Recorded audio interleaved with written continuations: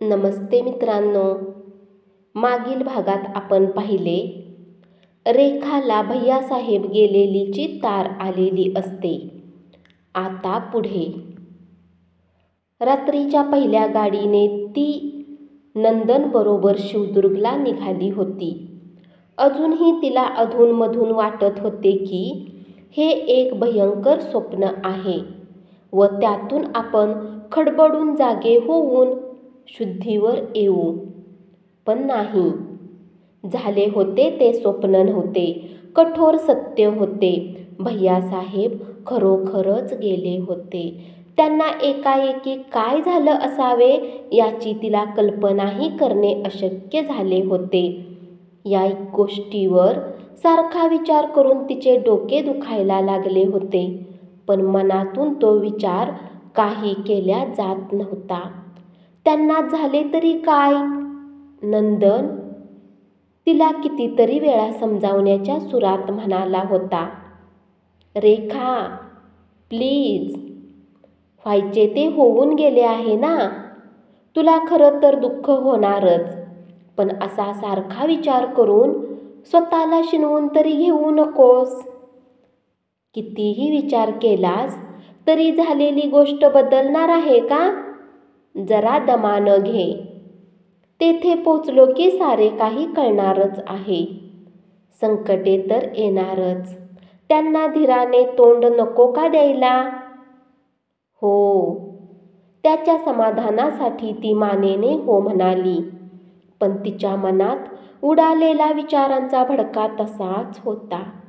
भैयासाहेब गेले, पण का? का? शिवदुर्ग स्टेशन आले. दोघे बाहेर आले. रेखा गाडी कुठे दिसते का पाहत होती. रेखा चल, टांगाच करू. तू केव्हा येणार ते त्यांना कोणालाच माहीत नाही. मला वाटतं गाडी स्टेशनवर आली असेल. चल. टांगा ठरवून दोघे निघाले. सरदेशमुखांच्या वाड्याचा पत्ता ऐकताच टांगेवाल्याने त्यांच्याकडे जरा आश्चर्याने पाहिले होते. आता वाटेला लागल्यावर तो म्हणाला, भैयासाहेबांचीच माणसं तुम्ही? साहेब? हो हो, आम्हाला कालच त्यांच्याबद्दलची तार मिळाली. फार वाईट झालं त्यांचं बघा साहेब. भैयासाहेबांना गाव अगदी देवासारखं मानत होतं आणि माणूसही तसा तगडा, निधड्या छातीचा. काय झालं रे त्यांना एकदम? काही कळलं का? लोक काय हवं ते बोलतात साहेब, आणि तोंडात तोंडी एकाचे 10 होतात. पण लोक काय म्हणतात ते तर कळू दे. टांगेवाल्याशी नंदन या गोष्टी बोलत होता याचे रेखाला आश्चर्य वाटले, पण नंदनने तिला हातानेच गप्प बसण्याची खूण केली. साहेब, मी स्वतः काही पाहिलेलं नाही, पण आजकाल लोक रात्री बेरात्री वाड्यात जायला नाखुश असायचे. एवढं मात्र कानावर आलं होतं. पण का? कोणीतरी काहीतरी बोललं असेलच की. साहेब, कुणी म्हणतात की गवत्या परत दिसायला लागला होता तिथं. गवत्या? रेखाला भैयासाहेबांच्या पत्रातील मजकूर आठवला. दुरूनच त्यांना दिसले की वाड्यासमोर बरीच गर्दी जमली आहे. त्यांचा टांगा लोकांमधून वाट काढत गेला व वाड्यापाशी थांबला. उतरता उतरता रेखाला दिसले की तिच्याकडे कोणी बोट दाखवित आहेत व लोकांच्या तोंडावर कुतूहल आहे. पण वाड्यात पाय टाकताच रेखा हे सारे विसरली. चौकात 2-3 पोलीस उभे होते व ओसरीत एका टेबलाजवळ पोलिसांचा एक अधिकारी बसला होता. नंदन? त्याचा हात घट्ट धरून रेखा म्हणाली, हे काय आहे हो? रेखा, अशीच बावरून जाऊ नकोस, धीर धर. त्यांच्याकडे लक्ष जाताच ओसरीवरचा अधिकारी पायऱ्या उतरून खाली आला. रेखा व नंदन चौकातच थांबले होते. आपण रेखाताई का? भैयासाहेबांची कन्या? मी इन्स्पेक्टर पाटील आहे. इन्स्पेक्टर? पण इथे कशासाठी?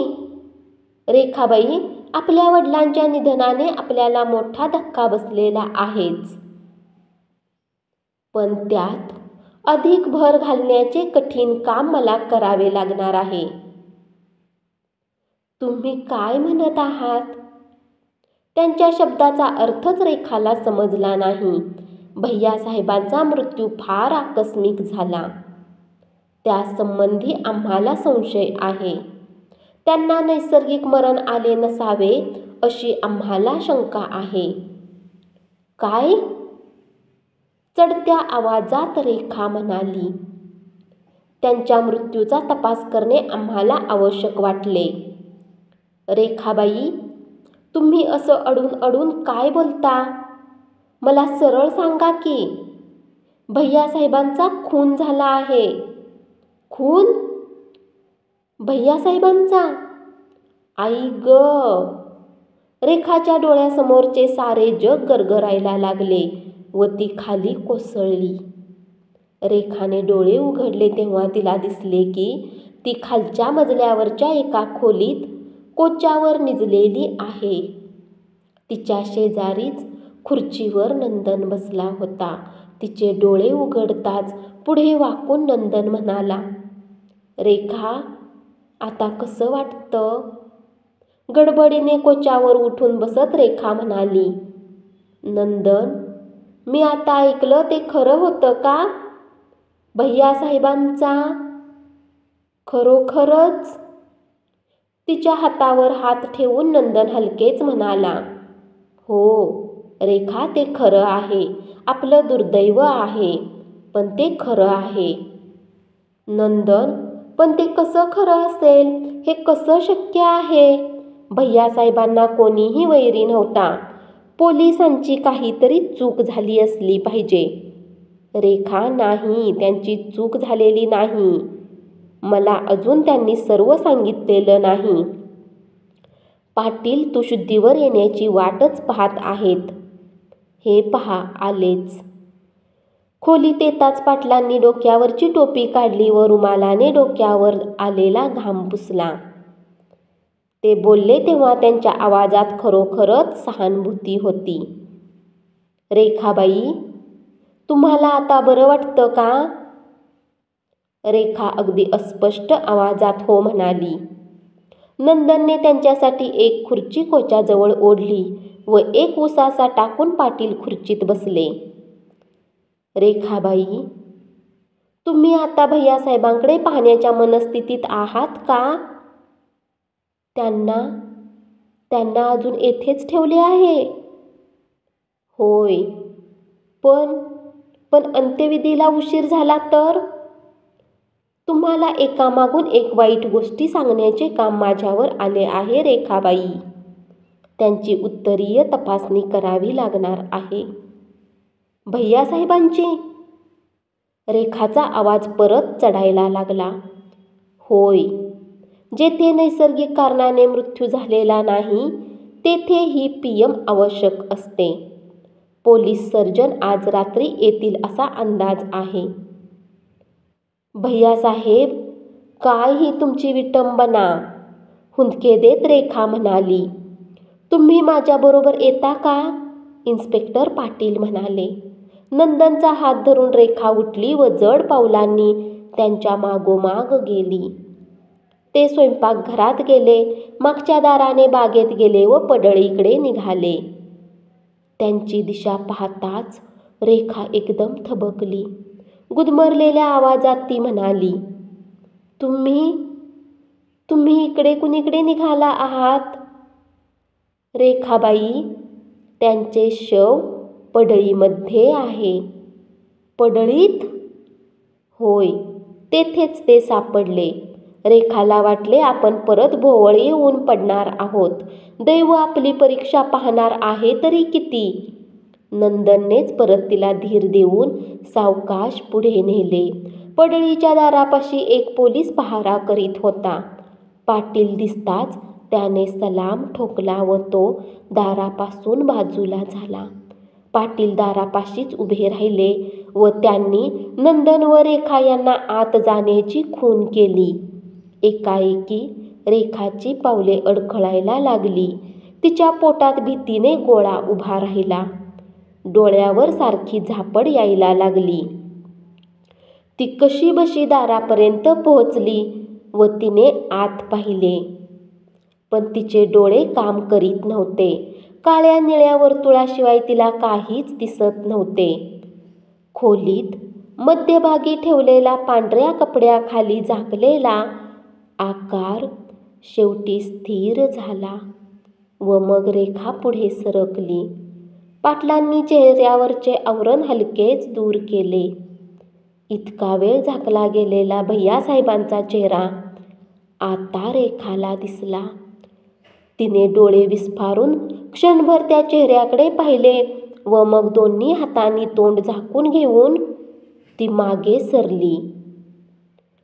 भैयासाहेबांचा चेहरा विकृत झाला होता. त्यावर मृत्यूची शांती नव्हती. शेवटच्या क्षणी ते विलक्षण रागाच्या किंवा भीतीच्या अंमलाखाली असावेत असे वाटत होते. चेहऱ्यावर फक्त रक्त साकळल्यामुळे एक गडद छाया आली होती.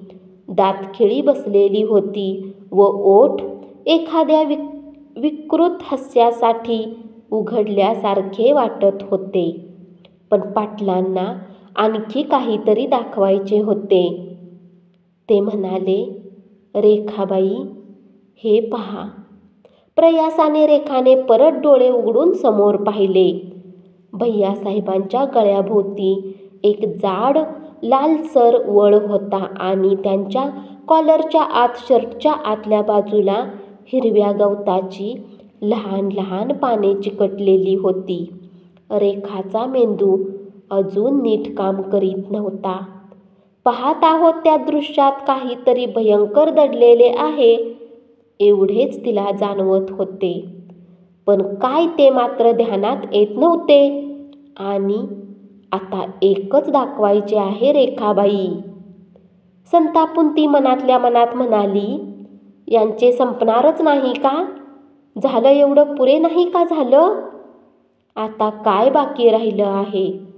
पण तिच्या इच्छेविरुद्ध तिने डोळे उघडले.